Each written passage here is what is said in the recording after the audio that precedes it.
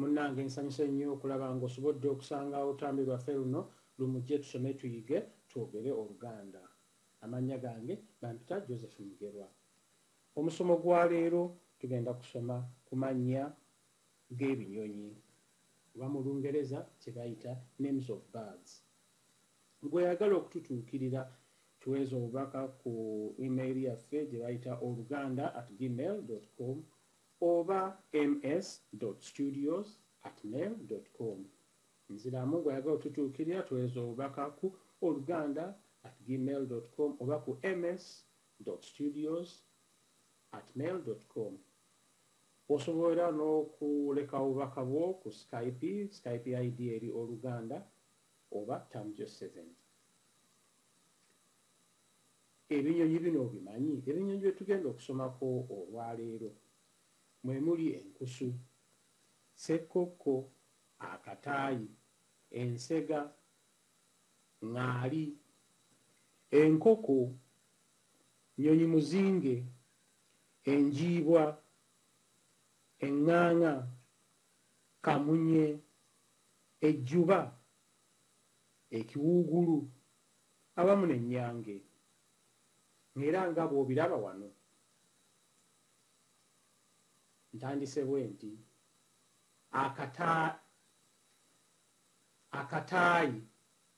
akataayi, ssekkokko, enkusu, eŋŋaŋa, kamunye,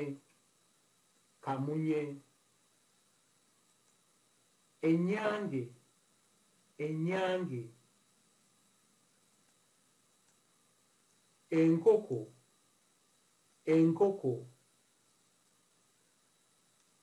enjiibwa,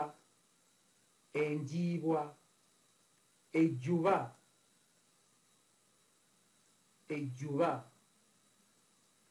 ŋŋaali,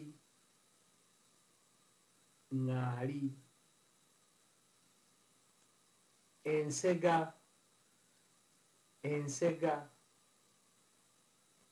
ekiwuugulu,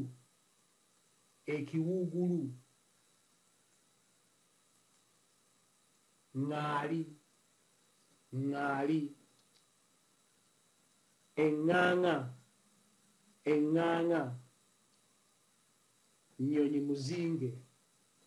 nnyonyi muzinge, enjiibwa,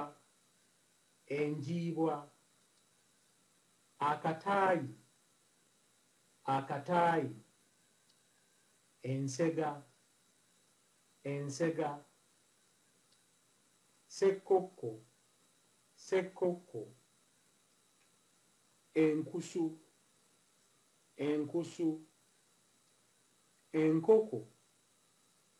enkoko, kamunye, ejjuba, ekiwuugulu, ennyange, empuliziganya.